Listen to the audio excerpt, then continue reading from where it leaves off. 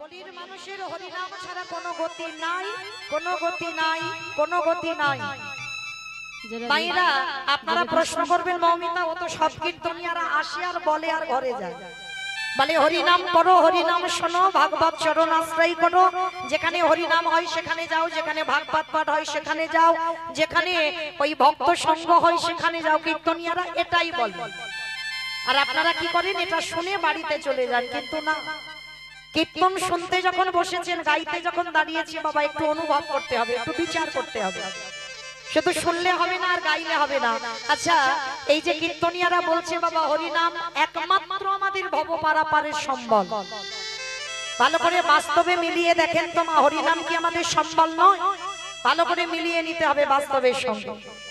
আমরা যে যত বড় ধনী হই না কেন, যার যত টাকা থাকুক না কেন, যার যত অর্থ থাকুক না কেন, একটা কথা মনে রাখবে, শেষের দিনে তোমার আপনেরা কেউ নয়। যাদের আগলে তুমি বসে আছো, সারাদিন শুধু আমরা বলে যাচ্ছি ছেলে আমার, মেয়ে আমার, জায়গায় আমার, জমি আমার, বিষয় আমার, বৈভব আমার,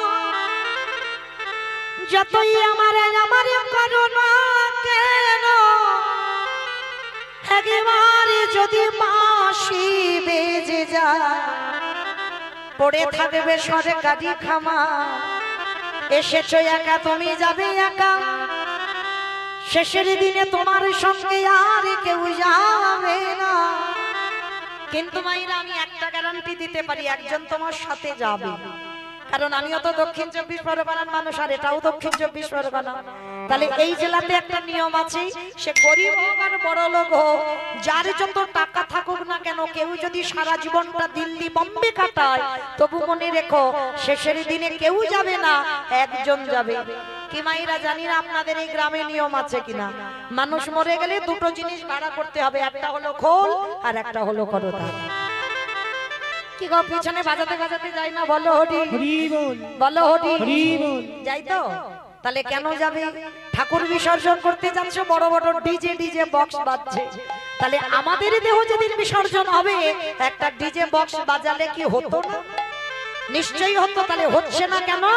এই জায়গায় চৈতন্য মহাপ্রভু শিক্ষা দিলেন, ওরে কলির জ্ঞানন্ধ জীব, ভালো করে চেয়ে দেখ, শেষের দিনে তোর সঙ্গে কেউ গেল না, কিন্তু একজন তোর সঙ্গে যাচ্ছে, ভালো করে তাকিয়ে দেখ, এই হরি নামে যাবে।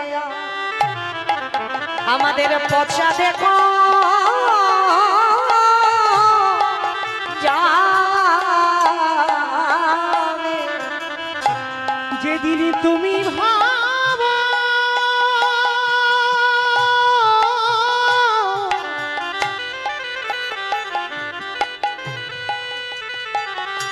যেদিন তুমি ভাবো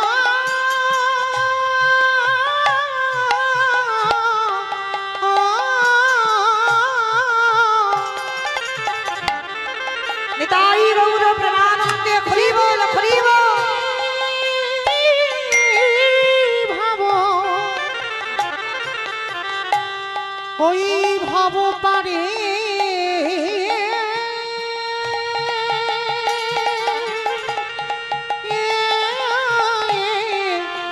পারি যাবে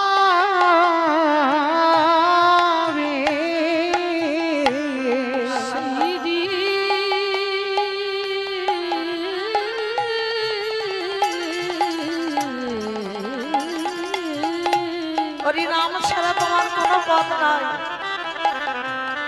সেই দিনে নামে যাবে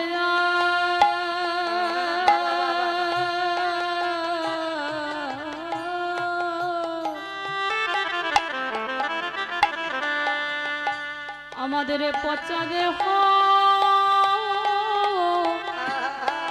ও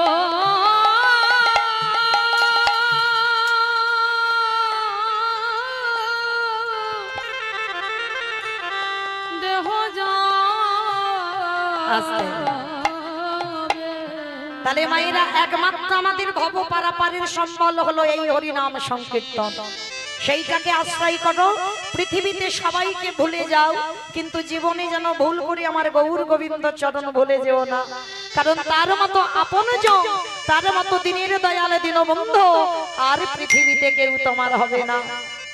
যার জন্য বাবা পৃথিবীর মাটিতে কৃষ্ণ যে কলিকালের মাটিতে গৌর হয়ে এলো।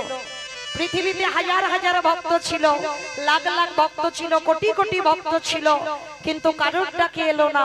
এসেছিল শুধুমাত্র একজনের ডাকে, যিনি হলেন শান্তিপুরের মাটিতে বুড়ো অদ্বৈত আচার্য গোসাই। তাহলে বাবা ঠাকুর এই জায়গাটা একটু আস্বাদন করতে হবে প্রত্যেকটা ভক্তকে। পৃথিবীতে যদি এত এত ভক্ত থাকলো, তাহলে এত ভক্ত থাকা সত্ত্বেও একেবারে শান্তিপুরে বুড়ো মালির ডাকে কেন এলো? আমাইরা অদ্বৈত আচার্য চেনো তো? আপনাদের গ্রামে কেউ নয়, পঞ্চতত্ত্ব ছবি যাদের বাড়িতে আছে দেখবেন, শ্রীকৃষ্ণ চৈতন্য প্রভু নিত্যানন্দ শ্রী অদ্বৈত গদাধর শ্রীবাসাদি গৌর ভক্ত বৃন্দ। একটা বাচ্চা মানুষকে জিজ্ঞাসা করবে, বলে দেবে মাঝখানে যে ছেলেটা নিমাই, আর ওই ছেলেটার ডান দিকে একটা বয়স্ক লোক দাঁড়িয়ে আছে, চুল গোপ দাড়িগুলো সব পেকে সাদা, উনি হলেন অদ্বৈত আচার্য গোসাই। কেন চুল গোপ দাড়িগুলো পেকে গেল? আমার মহাপ্রভুর থেকে 52 বছরের বড়। তা যিনি 52 বছরের বড় হবে, তার তো বাবা চুল গোপ দাড়িগুলো পেকে সাদা হবে। কিন্তু এই জায়গাটাই প্রত্যেকটা মানুষের মনে একটা প্রশ্ন জাগে না বাবা, যে এত ভক্ত থাকতে একেবারে ওই বুড়োর ডাকে আর কেনই বা 12 বছরে তুলসী ভাসিয়ে আমার কৃষ্ণকে কলিতে গৌর করে আনলো? আর কি ভক্ত ছিল না? নিশ্চয়ই ছিল। তাহলে একেবারে ওনারই ডাকে এলো কেন?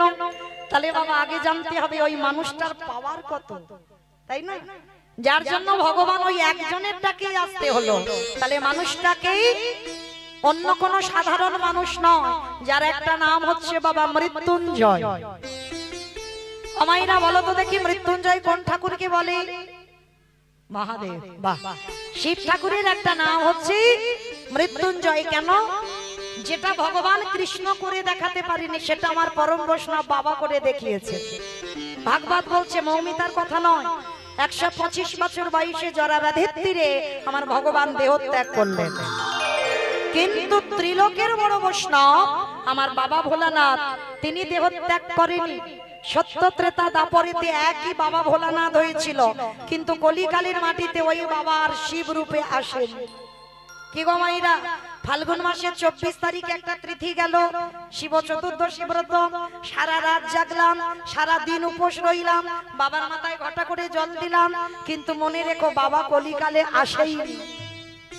সত্য ত্রেতা দাপরিতে বাবা এসেছিল, কলিকালে বাবা শিব রূপটা ধরতেই পারছে না। কেন? একটা চলতি কথা বলি বাবা, পাপ ছাড়ে না বাপকে। এই যে কথাটা বললাম চলতি কথা, অনেকে মাঝে মাঝে বলি পাপ ছাড়ে না বাপকে, কিন্তু মাইরা কথাটা চলতি কথা নয়, এই কথাটার মানে আছে, বুঝতে হবে। এই যে আপনাদের আমাদের প্রত্যেকের বাবা আছে, খাতা কলমে লিখতে হয়, প্রত্যেকের বাবা আছে, কিন্তু বাবা এ বাবা তো চিরস্থায়ী নয়। তোমাকে কাঁদিয়ে রেখে একদিন না একদিন ও বাবা তোমায় চলে যাবে। কিন্তু প্রত্যেকের একটা আসল পিতা আছে, যিনি হলেন বিশ্বের স্রষ্টা মালিক ভগবান কৃষ্ণচন্দ্র। নিতাই গৌর প্রেমানন্দে হরি বল। যিনি হলেন বিশ্ব পিতা, যিনি হলেন জগৎ পিতা, যিনি হলেন সবার বাবা। আচ্ছা বলেন তো বাবা, ভালো করে বিচার করে, সেই বাবাকে কি পাপ ছেড়েছিল? কখনো ছাড়েনি। কুরুক্ষেত্রের মাঠে যেদিন গান্ধারীর শতপুত্র নিধন হলো, হাতে মশাল জেলে মাতা গান্ধারী পাগলিনীর মতো কেঁদেছিল। আর যখন দুর্যোধন প্রাণ ত্যাগ করলো, মা হয়ে ছেলের জন্য চিতা সাজাতে পারে, কিন্তু বলো তো মা হয়ে কি ছেলের মুখে আগুনটা দিতে পারে? পারে না। যখন পাগলিনীর মতো কাঁদছিল মাতা গান্ধারী, তখন পিছন থেকে কে যেন এসে বলেছিল, আমি আছি, আমি আছি, তোমার ছেলের মুখাগ্নি করবার জন্য আমি আছি। পিছনে তাকিয়ে দেখলো বাবা, কাউকে দেখতে পাচ্ছে না। কে তুমি? আমি সবাইকে দেখতে পাচ্ছি, কিন্তু যে বলছে আমি আছি তাকে দেখতে পাচ্ছি না কেন? সেদিন পিছনের মানুষটা হেসে বলেছিল, হাজার হাজার হ্যালোরিন জেলে যদি আমার সামনে কেউ জেলে দেয়, আমারে দেখা যায় না। হাজার হাজার টিউবলাইট জেলে যদি আমার সামনে জেলে দেয়, আমারে দেখা যায় না। হাজার হ্যারিকেনে যদি আমার সামনে ধরে, আমারে দেখা যায় না। আমারে দেখতে গেলে তার জ্ঞান চোখটা খুলতে হবে। একবার কুলকুণ্ডলী জাগরিত করতে হবে, তবেই যদি সেই হৃদয়ে দেখতে পাই আমি এসেছি। তবে তোমার সেই নয়ন খৈনি, তথাপি আমি তোমায় দেখা দেব। মাতা গান্ধারী বারবার বলেছিল, কে তুই? আমি তোকে দেখতে পাচ্ছি না কেন? বলে, আমি দেখা দিলেই তো তুমি দেখবে। ভগবান পিছন থেকে সামনে এসে দাঁড়িয়ে, গান্ধারী কাঁদছে আর কৃষ্ণ দাঁড়িয়ে দাঁড়িয়ে খিলখিল করে হাসছে। গান্ধারী চিৎকার করে বলেছিল, কৃষ্ণ, আমি পুত্র খারা জননী, আমার চোখের সামনে আমার শতপুত্র নিধন হলো, আমার কুরু বংশটাকে তুই ধ্বংস করে দিলি। কৃষ্ণ, একটা পুত্র খারা জননী কাঁদছে আর তুই আমাদের দেখে হাসছিস। পিসি, হাসবো না? তুমি তো হাসির কাজ করছো, এই জন্য হাসছি। কৃষ্ণ, আমার ছেলেগুলো মরে গেছে, আমি কাঁদছি, তুই হাসছিস কেন? পিসি, একটা কথা মনে রেখো, ভালো করে স্মরণ করে রেখে তো পিসি, এই যে ছেলেগুলো মরেছে, কোন ছেলেটার মৃত্যুর জন্য তোমার কৃষ্ণ দায়ী নয়। কারণ এদের মৃত্যুর জন্য তুমি একমাত্র মা দায়ী হয়েছ। কৃষ্ণ, আমি ওদের মা, আমি কি করে দায়ী হব? বলে, পিসিমা, জন্ম দিলেই শুধু মা হওয়া যায় না, মায়ের কর্তব্যগুলো আগে পালন করতে হয়। কে গো মায়েরা, জন্ম দিলেই হয়ে গেল ছেলের মা হয়েছো? না, তাহলে মায়ের কর্তব্যগুলো আগে পালন করতে হবে, তবে তুমি মা হওয়ার যোগ্যতা অর্জন করবে। ছেলেদের শুধু লেখাপড়ার ডিগ্রি তৈরি করলে হবে না মা, সকাল থেকে আর সন্ধ্যা পর্যন্ত ছেলেদের ওই কেজি স্কুলের বইগুলো শুধু পড়ালে হবে না, ওগুলো দরকার, ওগুলো প্রয়োজন, কিন্তু তার মধ্যে দিয়েও সন্তানদের একটু আধ্যাত্মিক চেতনা দেওয়াটা দরকার। প্রত্যেকটা মাকে বলে যায়, সকালবেলা ঘুম থেকে তুলে দিয়ে ছেলেদেরকে আগে শিক্ষা দাও, বিছানা থেকে নামার আগে একবার মা ধরিত্রীকে আগে প্রণাম কর। এগুলো ছোটবেলা থেকে শেখাতে হবে মা, বড় হলে হবে না, ছোটবেলা থেকে শেখাও। সকাল ঘুম চোখটা খুলে আগে আমার ধরিত্রীকে প্রণাম করতে হবে। কেন? ভালো করে ভেবে দেখেন তো বাবা, সকাল হলে ওই ধরিত্রীর উপরে আমরা মলমূত্র ত্যাগ করব, ওই ধরিত্রীর উপরে কত যানবাহন চলে যায়, কত ট্রেন, ট্রাম, বাস, কত ভারী ভারী গাড়ি যাচ্ছে। সকাল হলে ওই মাটি খনন করে বীজ বপন করছে, অঙ্কুরিত হলো, সেই বীজে ফসল ফলে আপনারা আমরা প্রসাদ পাচ্ছি। তাহলে যে মা এত কষ্ট করে, তাহলে সকালবেলা উঠে সেই মাকে যদি একটা প্রণাম না করি, তাহলে আমাদের মনুষ্যত্বটা রইল কোথায়? কোন মন্ত্রের দরকার নেই, সকালবেলা অন্তত একবার ধরিত্রী মাকে বলো, মা এই সকালবেলা খুলে তোমার বুকে আমি চরণ তুলে দেব, তুমি কৃপা করে সারাদিন তোমার বুকের উপরে যে অপরাধ অন্যায় করব, তুমি সন্তান মনে করে আমায় ক্ষমা করে দিও। নিতাই গৌর প্রেমানন্দে হরি বল, হরি বল। ছেলেমেয়েরা স্নান করুক, বলেন যে তুলসী গাছে জল দে, স্নান করে যাই হোক না কেন বাবা, এত এত বই পড়ছে, তার ভিতরে একটা অন্তত একবার করে একটু গীতা পাঠ অন্তত করা। আমি করিয়েছি মা আমার ছেলেকে, সে 3টে বাজুক আর 2:30 বাজুক আর 2টো বাজুক, স্নান করলে গীতা পড়তে ভুলে যায় না, যত তারা থাক স্কুলে ভুলে যায় না, গাছে জল দিতে ভুলে যায় না। তো এই সংস্কারগুলো বাবা দেবে না, এই সংস্কারগুলো মা দেবে। আর এই রকম যদি সন্তান তৈরি করতে পারো, সে সন্তান জীবনে বড় হয়ে অধর্মের পথে যাবে না। আজকের কৃষ্ণ বলছে, পিসিমা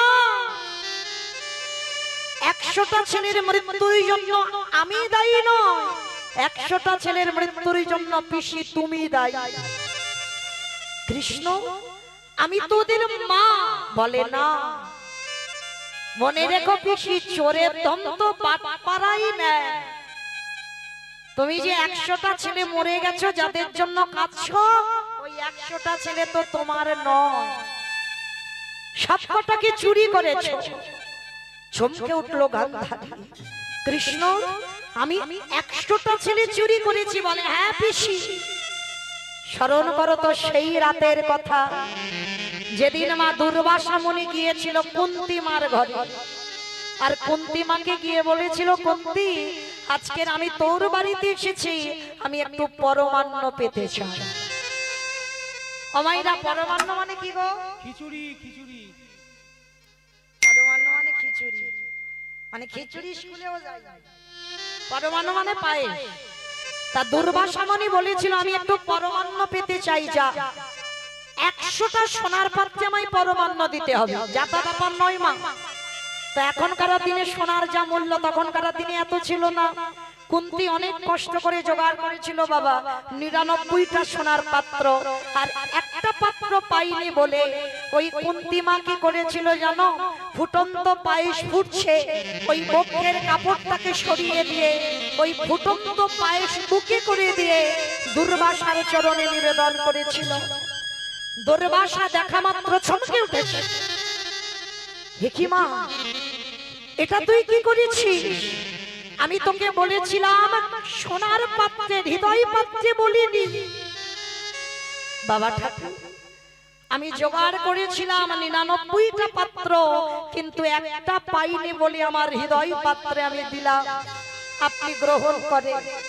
তখনই ওই দুর্বাসা বলেছিল, জামা তোর এই ভক্তিতে আমি বড় তুষ্ট হয়েছি, স্নান করে আয়, স্নান করে এলে আমি তোকে বর দেব, তুই শত পুত্রের জননী হবি। ও মাইরা, একটা পুত্রের জন্য 7 ঠাকুরের কাছে মানত করি না? পরপর যদি কন্যা সন্তান হয় তো 7 ঠাকুরের কাছে মানত করব, ঠাকুর যেন আমার বংশে একটা ছেলে আসে, বংশে যেন একটা ছেলে আসে। কেন মানত করে? এতগুলো কন্যা সন্তান হয়েছে, হচ্ছে না, তবু একটা ছেলের জন্য কাঁদো। কেন কাঁদো? ছেলে বৌমার কাছে ভাত পাবে বলে? উল্টে তোমায় রেঁধে খাওয়াতে হবে। তাহলে কি ছেলে তোমার মুখে পিন্ডি দেবে ওর জন্য? না। তাহলে কি ছেলে মুখে আগুন দেবে ওর জন্য? না। তাহলে ছেলে কেন? একটা মা তো ভগবানের কাছে আঁচল পেতে ভিক্ষে করে না যে ঠাকুর আমার একটা কৃষ্ণ বলা পাখি দাও। সবাই শুধু ডিগ্রিওয়ালা ছেলে চায়, চাকরিওয়ালা ছেলে চায়, একটা মা বলবে না যে আমার একটা বংশে কৃষ্ণ বলা পাখি দাও। মনে রেখো মা, বংশে যদি একটা কৃষ্ণ বলা, একটা খড়ি বলা সন্তান আসে, তার 14 পুরুষ নাকি উদ্ধার হয়ে যায়। যারা পিছনে নরকে আছে 7 পুরুষ তো উদ্ধার হবে, আর যারা সামনে 7 পুরুষ আছে তারাও নাকি উদ্ধার হয়ে যায়। তাহলে তৈরি করবে কে? বাবা নয়, মা, একটা কৃষ্ণ বলা পাখি। তো আজকের লক্ষ্য করে দুর্বাসার কথাবার্তা শুনে কুন্তী গেল স্নানে, আর সমস্ত কথাগুলো শুনে নিয়েছিল মা গান্ধারী। আর শুনে নিয়ে বাবা চালাকি করেছিল কিরকম? কুন্তীর মতো শাড়ি পরেছে, কুন্তীর মতো মাথায় ঘোমটা দিয়েছে, দুর্বাসা ধ্যানা যোগে আছে, আর দুর্বাসার চরণে এসে মাথাটা নিচু করে বসে। আর যেই না নিচু করে বসলো, দুর্বাসা ধ্যানা যোগে ছিল, মাথায় হাত দিয়ে বলল, তোর আশীর্বাদে দিলাম মা, তুই শত পুত্রের জননী হবি হবি হবি। বরটা নিয়ে গান্ধারী পালিয়ে গেল। আধা ঘন্টা পরে কুন্তী এসে বলছে, বাবা ঠাকুর আপনি আমাকে বর দেবেন বলেছিলেন, দেন। সে কি মা, আমি তো তোকে একটু আগেই বর দিলাম, আবার তুই আমাকে আমার কাছে বর চাইছিস কেন? কিসের জন্য তুই আমার? তোর এত লোভ, তোর এত লালসা, এই মুহূর্তে আমি তোকে অভিশাপ দেব না। না বাবা ঠাকুর, আপনার বোধহয় কোথাও ভুল হচ্ছে, আপনি আমাকে বর দেননি, তাহলে আমি কাকে বর দিলাম? ধ্যানা যোগে বসলো, আর ধ্যানা যোগে বসে দেখলো ওটা কুন্তী নয়, গান্ধারী বরটা চুরি করে নিয়ে পালিয়ে যাচ্ছে। রাগান্বিত হয়ে বলেছিল, পাপিষ্ঠা নারী, তোর এত বড় স্পর্ধা, তুই দুর্বাসার সঙ্গে ছলনা করলি, আমি তোরে ছেড়ে দেব না। কুন্তীর মাথায় হাত দিয়ে বর দিল, তুই 3টে ছেলের মা হবি। যুধিষ্ঠির ভীম অর্জুন, মাতৃর হবে দুটো সন্তান নকুল সহদেব, আর মাতৃর মৃত্যুর পর এই ত্রিভুবন জানবে তুই পঞ্চপুত্রের জননী। আর তোরই 5টা ছেলের হাতে ওই গান্ধারীর শতপুত্র নিধন হবে হবে হবে। কথাটা বললো কে মা? মৌমিতা না, কুরুক্ষেত্রের মাঠে ভগবান কৃষ্ণ পিসি গান্ধারীকে বলছে, পিসি চোরের ধন তো বাট পারাই না, কান্নাকাটি কিসে? পাপের ভরা পূর্ণ হয়েছে তাই তোমায় কাঁদতে হচ্ছে। সেই দিন আমার কৃষ্ণকে অভিশাপ দিয়েছিল মাতা গান্ধারী, কৃষ্ণ আজ যেমন আমার কুরু বংশ তুই ধ্বংস করলি, আমি তোরই অভিশাপ দিলাম, আমার মতো করে তোরও পুত্র হারাতে হবে, তোরও আপনজন হারাতে হবে, তোরও নিজ নিজ আপনজনদের হারিয়ে কাঁদতে হবে।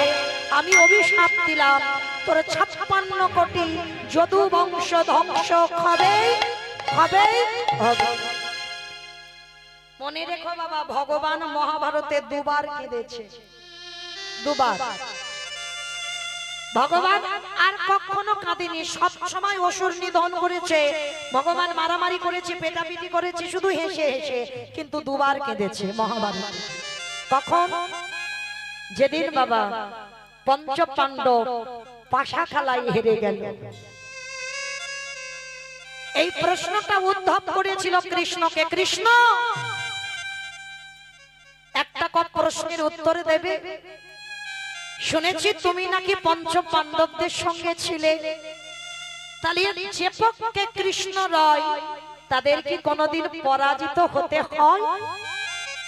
তাহলে তুমি যদি পাণ্ডবদের সঙ্গে রইলে, তাহলে পাণ্ডবরা পাশা খেলায় হারলো কেন? কথাটা শুনে আমার ভগবান উদ্ধব মহারাজের কাছে হাত জোড়ো করে বলেছিল, উদ্ধব শোনো, তোমায় একটা কথা আমি বলি, যেটা জগতে সবাই জানে না, সবাই তো বাইরের দিকটা দেখে, ভিতরটা দেখে না। আমি একটুখানির জন্য হলেও আমি স্বয়ং কৃষ্ণ দুর্যোধনের পক্ষ নিয়েছিলাম ওই পাশা খেলায়। কেন? এই জায়গাটা বাবা ভালো করে একটু শুনবেন। এই প্রত্যেকটা মানুষের বাবা সিদ্ধান্তের ভুল আছে, অনেক ভুল আছে। যে ভুলটা আজকের পঞ্চ পাণ্ডবরা করেছিল, সেই ভুলের মাসুলে আজকের পাশা খেলায় হারতে হলো। কারণ যখন ওই পাশা খেলার কথা কয়, দুর্যোধন ভালো পাশা খেলা জানতো না বাবা। দুর্যোধন বলেছিল, দেখো যুধিষ্ঠির মহারাজ, আমি তো ভালো পাশা খেলা জানি না, তবে আমার হয়ে আমার শকুনি মামা পাশা খেলবে। সিদ্ধান্তটা নিল কেমন দেখুন, কারণ শকুনি মামা পাশা খেলায় খুব পারদর্শী ছিল। তাহলে দুর্যোধন পারে না, তিনি অহংকার করে কিন্তু বলেনি যে আমি খেলবো, বারবার বলেছিল আমার শকুনি মামা আমার হয়ে খেলবে। যখনই বলল শকুনি মামা খেলবে, ভগবান মনে ভেবেছিল হয়তো যুধিষ্ঠির বলবে আমার হয়ে আমার কৃষ্ণ দয়াময় খেলবে, কিন্তু বাবা এ কথাটা একবারও যুধিষ্ঠির বলেনি। যুধিষ্ঠির মহারাজ উল্টে বলেছিল, বেশ তাহলে দুর্যোধনের হয়ে যখন শকুনি মামা খেলবে, আর আমরা 5 ভাই তো পাশা খেলায় পারদর্শী, তাহলে আমাদের হয়ে কারোর দরকার নাই। কৃষ্ণকে সভার মাঝখানে বলেছিল, কৃষ্ণ যতক্ষণ না আমরা 5 ভাই তোমাকে ডাকবো, তুমি আমাদের পাশা খেলা সভায় আসবে না। তখনই ভগবান মনে মনে ভাবলো, বাহ, দুর্যোধন সিদ্ধান্তটা ঠিকই নিল, তা শকুনি মামার উপরে দিল, কিন্তু তা কিছুতেই আমার যুধিষ্ঠির তো একবারও আমার উপরে দায়িত্ব দিল না, তাই চলে গেলাম, তাই তো ওরা খেলে গেল। কিছুক্ষণের জন্য আমি দুর্যোধনের পক্ষ নিলাম, কারণ ওদের আত্মবিশ্বাসটা ঠিক ছিল আর পাণ্ডবদের ঠিক ছিল না, যার জন্য ওদের হারতে হলো। উদ্ধব বলল, বেশ এটা নয় আমি মেনে নিলাম, কিন্তু যে সখী দ্রৌপদীকে তুমি বেশি ভালোবাসো সব থেকে, তাহলে সেই সখীর সম্মান নিয়ে টানাটানি হলো, তুমি দাঁড়িয়ে দাঁড়িয়ে দেখলে কেন? তাহলে প্রথমেই কি তুমি বস্ত্রটা দিতে পারতে না? পারতে তো, তাহলে দাঁড়িয়ে দাঁড়িয়ে দেখলে। আর একটা নারীর যতক্ষণ সম্মান থাকে তাকে জগতে নারী বলে, আর নারীর যখন লজ্জা চলে যায় এই সমাজ তাকে কোনোদিন নারী বলে গণ্য করে না। তাহলে সখী দ্রৌপদী যখন দুঃশাসন বক্ষের কাপড় ধরলো, কেন তুমি ওই মেয়েটার অপমান সহ্য করলে? ভগবান হেসে বলেছিল, উদ্ধব ভালো করে ভেবে দেখো তো, পঞ্চ পাণ্ডবরা যেমন কিছুক্ষণের জন্য আমাকে ভুলে গিয়েছিল, আমার সখী দ্রৌপদীও কিছুক্ষণের জন্য আমায় ভুলে গিয়েছিল। কখনো দুঃশাসন ছুতেও পারত না দ্রৌপদীকে। যদি বাবা একবার দ্রৌপদী ভগবানকে প্রথমেই স্মরণ করত, কিন্তু করেনি তো। প্রথমে পাশাখানায় দাঁড় করালো, প্রথমে বাবা ওই বীর 5 জন স্বামী ছিল ওদের কাছে সাহায্য চেয়েছিল। আর বীর যাদের শক্তি কত, তারা মাথা নিচু করে বসে আছে, দ্রৌপদীর দিকে তাকাতে পারছে না, কিছু সাহায্য করতে পারলো না। তারপরে অষ্টগুরু দ্রোণাচার্যের দিকে তাকালো, তিনিও মাথা নিচু করে দিল। পিতামহ ভীষ্মের দিকে তাকালো, তিনিও মাথা নিচু করে দিল, কেউ সাহায্য করলো না। সবার শেষে দ্রৌপদী মনে পড়লো, পৃথিবীতে তো তাহলে কেউ কারোর নয়। আমার পাণ্ডবরা স্বামী যাদের কত শরীরে ক্ষমতা, 5-5টা স্বামী দাঁড়িয়ে আছে, আমার সম্মান ধুলোয় মিশে যাচ্ছে, তারা কিছু করতে পারছে। সবার শেষে বাবা একটা বক্ষের কাপড় ধরে একটা হাত দিয়ে ডেকেছিল, হে দ্বারকাধিপতি কৃষ্ণ দেখা দাও। এলো না। ডাক দিল, হে ব্রজেন্দ্র নন্দন কৃষ্ণ দেখা দাও। এলো না। হে গোলকপ্রতি কৃষ্ণ দেখা দাও। এলো না। 3 বার ডাকা হয়ে গেল। এইবার দ্রৌপদী বলে উঠল, বেশ, আমার সম্মান চলে যাওয়া মানে তোমারও তো সম্মান চলে যাওয়া। কারণ একটা নারীর যখন সম্মান চলে যায় তাতে কি তোমার কষ্ট হবে না? আমার দেহ মন প্রাণটা তুমি তোমার চরণে দিয়েছি। বেশ, আজকে দেখি তুমি কি করে থাকতে পারো। এইবার লজ্জা ঘৃণা ভয় ত্যাগ করে দিয়ে 2 বাহু উত্তোলন করে রেখেছিল, হে প্রাণপতি দেখা দাও।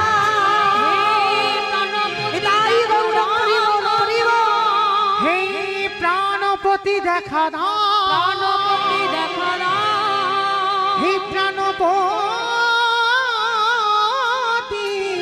দেখা দাও, একেবারে দেখা দাও,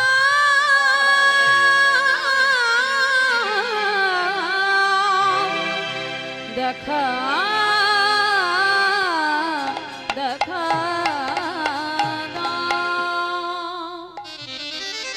যেই বললাম প্রাণপতি দেখা দাও, কৃষ্ণ আমার এসে দাঁড়িয়ে গেছে।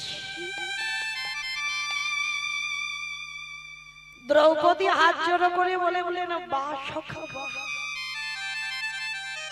আমি তো তোমার 3 বার ডাকলাম, কই এতক্ষণ তো এলে না। ভগবান বলছে, সখী তুমি প্রথমে কি বলে ডেকেছো? বলে, কেন? আমি বলেছি দ্বারকাধিপতি কৃষ্ণ দেখা দাও। সখী, কোথায় হস্তিনাপুর আর কোথায় দ্বারকা, আসতে টাইম লাগবে না? তারপরে কি বলেছো? হে ব্রজেন্দ্র নন্দন কৃষ্ণ দেখা দাও। হস্তিনাপুর থেকে ব্রজধাম 3 দিনের পথ, আসতে টাইম লাগবে না? তারপরে কি বলেছো? হে গোলকপ্রতি কৃষ্ণ দেখা দাও। কোথায় হস্তিনাপুর আর কোথায় গোলক, আসতে টাইম লাগবে না? বাহ, তাহলে 3 বারের ডাকে এলে না, 4 বারের ডাকে কেন এলে? সখী, 4 বারে তুমি আমায় কি বলে ডেকেছো বলো? 4 বারের মাথায় তুমি বলেছো, হে প্রাণপতি দেখা দাও। হস্তিনাপুর কোথায় আর তোমার প্রাণটা কোথায়? আমার কি আসতে টাইম লাগে? সখী, যেখান থেকে দ্রৌপদীর বস্ত্র শেষ, সেখান থেকে ভগবান বস্ত্র জুড়িয়ে দিল। সেই সময় আমার ভগবান কৃষ্ণ কেঁদেছিল। এই একবার কাঁদলো, আর একবার কেঁদেছিল কখন? যখন গান্ধারী অভিশাপ দিল, আমার কুরু বংশ যেমন ধ্বংস হলো, তোরও 56 কোটি যদু বংশ ধ্বংস হবে। কারণ বাবা এই অভিশাপটা তো ঠিক দেয়নি, কারণ গান্ধারীর কুরু বংশ তো কৃষ্ণ ধ্বংস করেনি। যখনই অভিশাপটা পেল, কৃষ্ণ কাঁধ জড়ো করে বলেছিল, পিসিমা আমি তোমার কুরু বংশ ধ্বংস করিনি, এখনো তোমার একটা প্রদীপ আমি জেলে রেখে দিয়েছি। তুমি তাকে ভুলে গেছো, তুমি তাকে চেনো না, তুমি তাকে জানো না, তুমি তাকে সন্তান বলে সম্মান দাও। গান্ধারী বলল, কৃষ্ণ শেখে, এখন আমার একটা প্রদীপ শেখে। বলে যার নাম হলো পিসিমা, মহাভারতে যুযুৎসু, এখনো যুযুৎসু বেঁচে আছে। তখনই গান্ধারী কেঁদেছিল, কৃষ্ণ আমি ভুল করেছি, তুই আমায় ক্ষমা করে দে। কিন্তু বাবা এই সময় কৃষ্ণ বলেছিল, পিসি তোমার 100টা ছেলের মধ্যে আমি যদি মনে করতাম 99টা খারাপ করতে পারতাম, একটা ছেলে তো আমি অন্তত ভালো করতাম, এটাও আমি ভুল করেছি। ওই জন্য এই ভুলের মাসুল আমাকে দিতে হচ্ছে। তোমার অভিশাপ আমার শিরোধার্য। ওই জন্য কথাটাই আমরা বলি, পাপ ছাড়ে না বাবাকে। তার মানে আমাদের বাবাকে ছেড়ে দিল না, আর আপনারা আমরা তো তুচ্ছ। ঠিক এই রকম একটা ভুল পরম বৈষ্ণব বাবা ভোলানাথ করে ফেলেছিল। যে ভুলটা করেছিল কবে করলো? ভুলটা করেছিল পরম বৈষ্ণব বাবা ভোলানাথ ওই যুধিষ্ঠির রাজস্বয় যজ্ঞে। এই যুধিষ্ঠির রাজস্বয় যজ্ঞে বাবা ভোলানাথ একটা ভুল করেছিল, যার জন্য কলিকালে আর শিব হতে পারছে না। ভুলটা কি? যেদিন বাবা যুধিষ্ঠির মহারাজের উপরে দায়িত্ব দেওয়া হলো, আর কৃষ্ণ সবাইকে একটা একটা করে কাজ বুঝিয়ে দিয়েছে। ধরুন আমার এই কমিটি দাদা ভাইরা কীর্তনটা করাচ্ছেন, বাবা একা একা দ্বারা হয়? কোনদিন পারবে? আপনারা বলবেন হ্যাঁ মমিতা ব্যক্তিগত কীর্তন তো একা একা হয়। বলে না, অর্থ দিয়ে সাহায্য একজন করে, কিন্তু শ্রম দিয়ে সাহায্য অনেকের দরকার। তাহলে রাজস্বই যজ্ঞে ভগবান সবাইকে দায়িত্ব দিয়েছিল, আর যুধিষ্ঠির মহারাজ বলেছিল, কৃষ্ণ কৃষ্ণ তুমি সবাইকে দায়িত্ব দিচ্ছ, ও কৃষ্ণ তুমি নিজে কোনো দায়িত্ব নেবে না। ভগবান আমার মুচকি হেসে বলেছিল, জানো দাদা, সবাইকে তুমি একটা করে কাজ দিয়েছি। এই জায়গাটা মায়েরা খুব মন দিয়ে শুনবে। বিশ্বের স্রষ্টা মালিক ভগবান যজ্ঞে কি দায়িত্বটা নিয়েছে? বলল, দাদা আমি দুটো কাজ আমার জন্য আলাদা করে ফেলে রেখেছি। সে কি?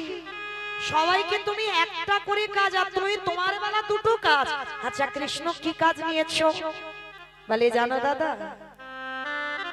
আমার প্রথম কাজ হবে এই রাজস্বই যজ্ঞে যত যত সাধুগুরু বৈষ্ণব আসবে, আমি কৃষ্ণ দয়াময় কয়ে সবার প্রথমে আমি নিজের হাতে তাদের চরণ যুগল আগে ধৌত করে দেব। যেই না কথাটা বলেছে বাবা চমকে উঠেছে। নিজের হাতে তুই চরণ ধোয়াবি? কৃষ্ণ আর কি অন্য কাজ ছিল না? আচ্ছা মাইরা এই জায়গাটা একটু ভাবেন তো, যে মনে করলে পৃথিবীটাকে একটা সেকেন্ডে লয় প্রলয় করে দিতে পারে, যার ইচ্ছাতে মরা গাছে ফুল ফোটে, যার ইচ্ছাতে শুকনো গাঙে উজান বয়, যে মনে করলে বাবা গোটা বিশ্ব ব্রহ্মাণ্ডকে ধ্বংস করতে পারে, সেই ভগবান আজকের পা ধোয়ার কাজটা কেন নিয়েছে? আমার মায়েরা এই জায়গাটা খুব ভালো করে শুনবে। নিজে আচরি ধর্মজীবীর শিখায়, নিজে না করলে ধর্মজীবকে শিখানো না যায়। এই কথাটা বাবা খুব গুরুত্বপূর্ণ কথা, ভালো করে শুনতে হবে। এই যে আমরা কীর্তনিয়ারা না কীর্তন করে বেড়াচ্ছি, আগে বাবা আমাদের আচরণটা ঠিক করতে হবে। যারা শিক্ষার জায়গায় দাঁড়ায় বাবা, যদি তাদেরই শিক্ষা না হয় তাদের যদি এখনো চৈতন্য না হয়, তাদের মুখের কথা শুনে বাবা কারো শিক্ষা হবে বলে মনে হয়?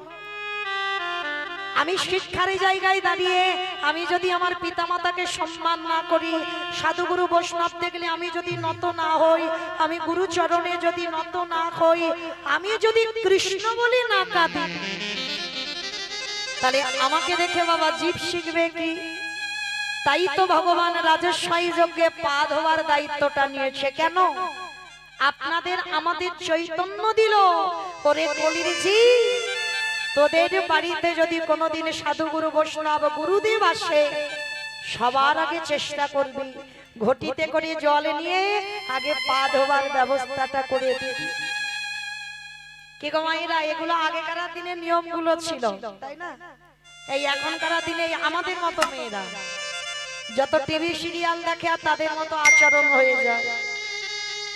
কিন্তু চরণ ধরে আমি একটা কথা বলে যাই, যদি এই অধম কীর্তনিয়ার কথা কারোর মনে থাকে, বাড়িতে যদি সাধুগুরু বৈষ্ণব গুরুদেব যদি নাও আসে, প্রতি বৎসর একবার যে যার ঘরে যদি বাবা মা থাকে, যে যার ঘরে যদি শ্বশুর শাশুড়ি থাকে, যারা হারিয়ে ফেলেছো মা, হাজার দিন যদি মাথা ঠুকে কাঁদো আর পাবে না। কিন্তু যারা ধরে রেখেছো, চরণ ধরে বলে যাই একটু যত্ন করে আগলে রেখে দিও। ওই মূল্যবান সম্পদ যদি একবার আমাদের কাছ থেকে চলে যায়, হাজার দিন কাঁদলেও আর ওদেরকে ফিরে পাবে না। যদি বলেন বাবা মূল্যবান সম্পদ, আমি বলছি না, আমার ভগবান বলছি। যারা ভাগবত জ্ঞানী এখানে বসে আছেন, যারা ভাগবত পড়ে, আমার কৃষ্ণ তো সুদামাকে বলেছিল, সুদামা সবার আগে বড় গুরু হলো যে যার ঘরের বাবা মা, তারপরে গুরু হলো শিক্ষা গুরু, দীক্ষা গুরু, তারপরে গুরু হলাম আমি ভগবান। এই জগতে তীর্থে যেতে হবে না, হাজার বার কোথাও যেতে হবে না, বৎসরে যদি একবার, আমি বলে যাচ্ছি না মা যে রোজ রোজ তোমরা বাবা মার পা ধোয়াও, রোজ দরকার নাই, বৎসরে একবার। ঠিক যেমন আমরা ভগবানকে সেবা পূজা করি, যেমন সিংহাসনে রেখে গলায় মালা দিয়ে ভগবানের চরণে যেমন প্রসাদী দেয়, ঠিক তেমনই বাবা পিতা মাতাকে সম্মান করুন। ভগবান বললেন শুধু একজনই নয়, পৃথিবীতে যারা সব থেকে বড় গুরু তাদেরকে যারা সম্মান করে, আমার ভগবান বললেন আমি সারা জীবন সেই ভক্তের দরজায় বন্দী হয়ে যাই। নিতাই গৌর হরি বল, হরি বল, হরি বল। তাই তো ভগবান রাজস্বাই যজ্ঞে আজকের পা ধোয়ার ব্যবস্থাটা করেছে। শুধু পা ধোয়ালো নয়, আরো একটা কাজ করেছিল বাবা। কি কাজ জানো? যারা যারা যজ্ঞে প্রসাদ পেয়েছিল, কৃষ্ণ দয়াময় ওই প্রসাদের পাতাগুলো নিজের হাতে তুলে নর্দমায় ফেলেছিল। শুধু নর্দমায় ফেললো না, আরো একটা কাজ করলো, যেখানে পাতাগুলো ফেলছে একটু একটু করে প্রসাদী লেগে আছে, কৃষ্ণ দয়াময় একটু করে প্রসাদী দিয়ে আজ ভগবান নিজের সারা গায়ে মানছি। বুঝি ভকেতে নিতাই গৌর প্রেম হরি হরি।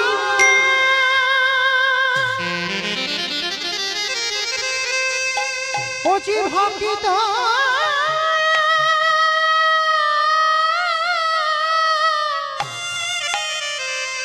ভকিত ছাড়া কিছু